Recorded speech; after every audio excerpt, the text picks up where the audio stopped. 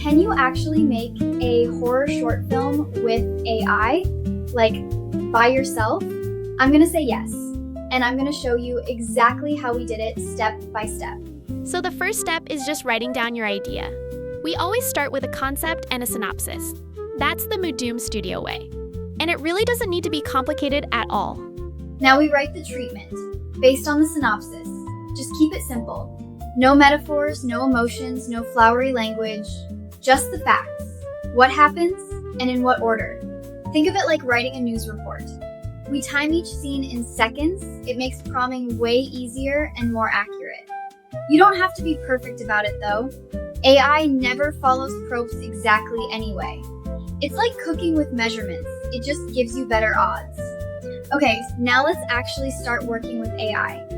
First thing, you'll want to create your character sheets and background concept images ahead of time. So for character and background images, I'm going to use Google Gemini. When you ask Gemini to generate an image, it works through an image generator called Nanobanana.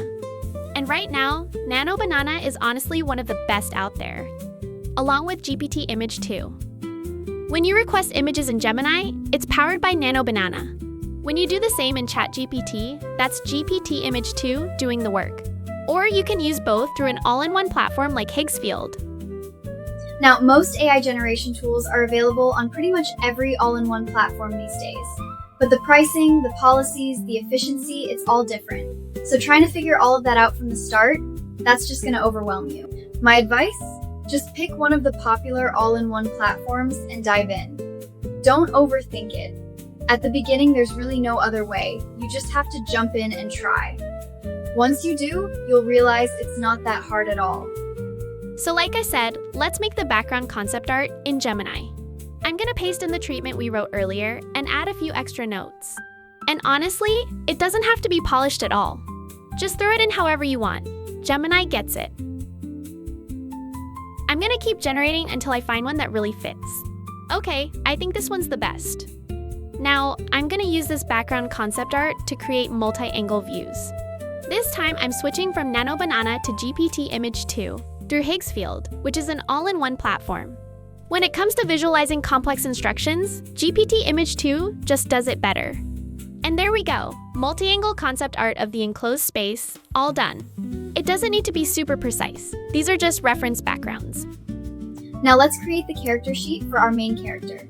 Same process, just put in the right prompt and you're good. This part is honestly my favorite. It's the moment the character actually comes to life. I'm gonna describe the character's appearance and send it in, as a bust shot. And the more angles you ask for, the easier it is to keep the look consistent across images and video. The character sheet came out great from multiple angles. Pretty cool. If you can touch it up in Photoshop, even better. But it's not a must, so don't worry about it. Full body character sheets work the same way. Though honestly, sometimes GPT-2 or Nanobanana doesn't quite nail the proportions. When that happens, just generate again or fix it up in Photoshop.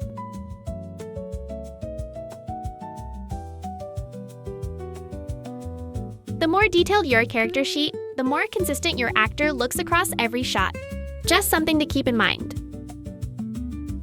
Now let's move on to the keyframe images. If you're not sure where to start, just keep it simple. For each scene, make at least one shot that establishes the situation and one that focuses on the character. That's it. So let's start with the situation shot. I'll use the canvas feature in Higgsfield for this one. I'm gonna make one of Mari from behind waiting for the elevator. What you do is connect your reference images to the prompt nodes to set up the relationships. Since we already made Mari's character sheet and the background concept art, we just use those. Then you just type in your prompt and that's it. You can generate images and video right away. It sounds complicated, but once you try it, it's actually really convenient. You can see your entire workflow at a glance.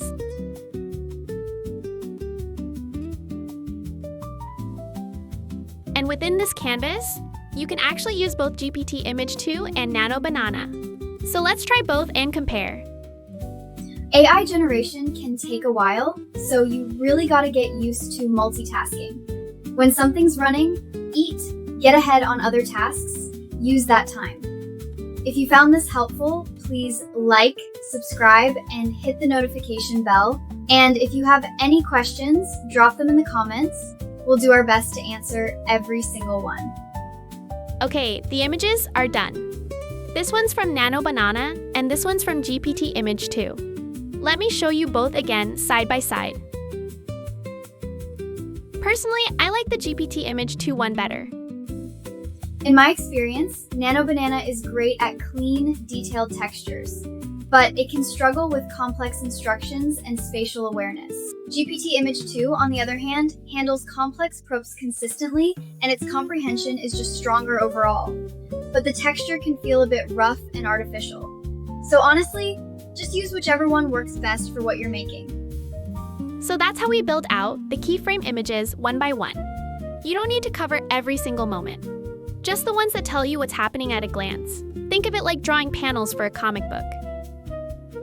When writing your prompt, make sure to specify 3 things clearly: the role of each reference image you've attached, the camera framing, and the action or state of your subject. Alright, still with me?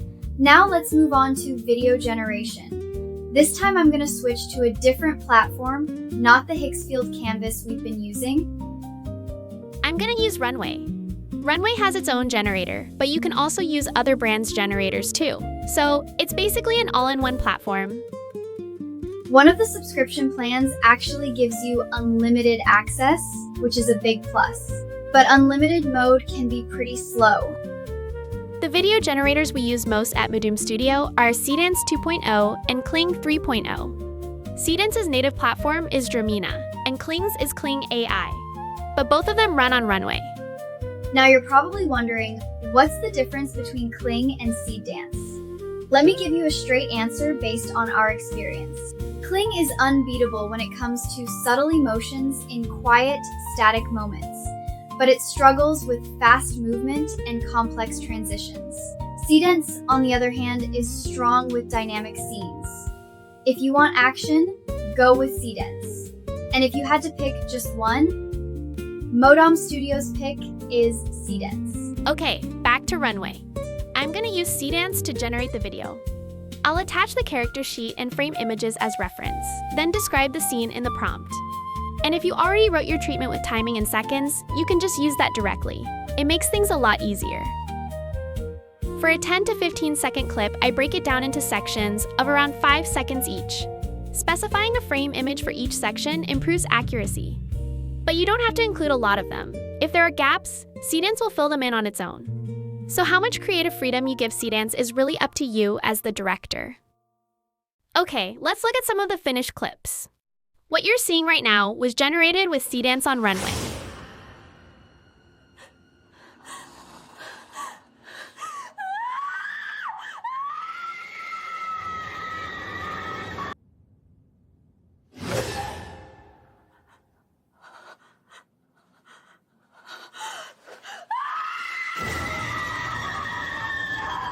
And this one was made with Seedance on Higgsfield.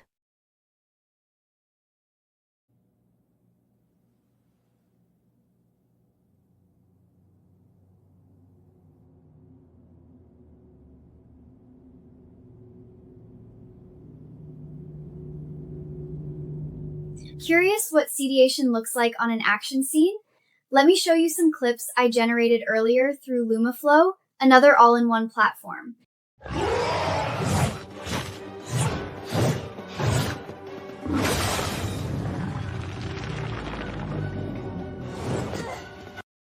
And here's an action sequence put together in an editing program. All of these clips were generated with Seedance. Not that it matters.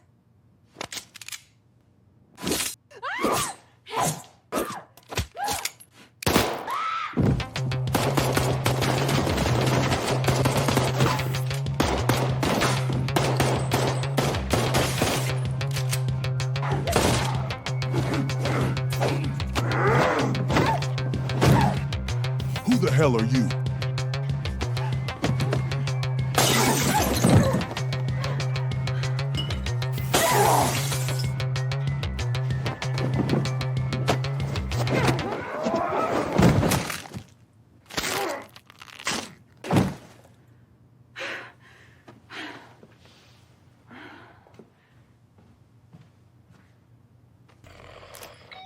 They'll be swarming here soon.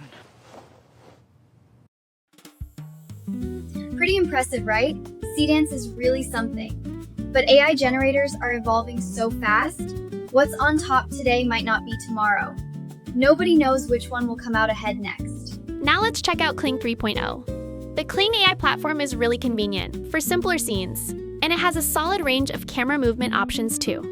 It struggles with complex scenes, but when it comes to subtle emotional expression, it's hard to beat.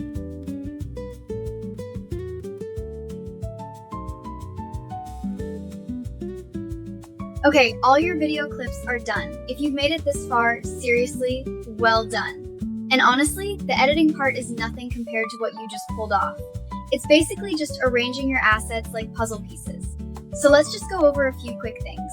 For editing, there's really just one thing to remember: cut action to action. Ever notice how a transition feels awkward sometimes? If you cut at the moment your subject starts moving, then pick up with another moment of movement, it always feels natural. But sometimes you're cutting scenes where nothing's really moving.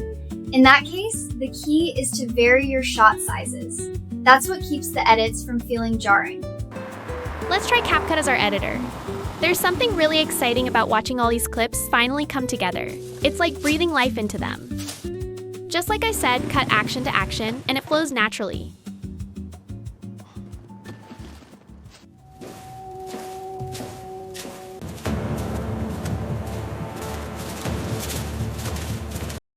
Did you catch that? There's a sound effect in there that just doesn't fit. This happens sometimes with AI-generated video. But don't worry. There are free platforms like Varco that can regenerate audio that actually matches your footage. The process is super easy, so let me show you real quick.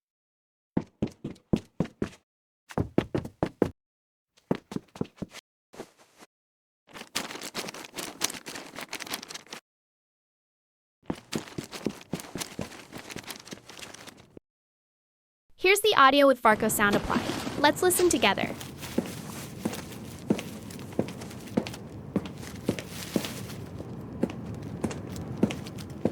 Much better. Even a well-made video can feel a little flat sometimes, right? That's where background music comes in. We're going to use Suno for this. Suno is an AI music generator, and it's really impressive. The vocals and instrumentation both sound incredibly realistic. It does have some limitations when it comes to varying voice styles and delivery, but its understanding of instruments and sound effects is really strong.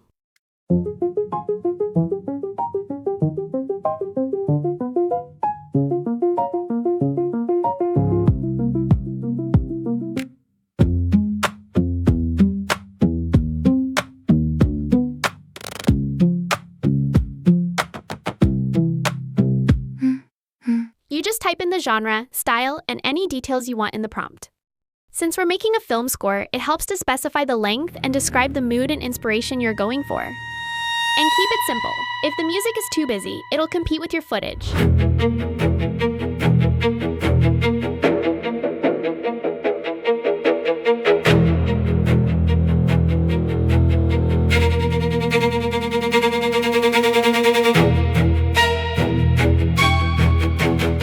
If you plan to use the music commercially, it's safer to turn off the Allow Remix option in the track settings.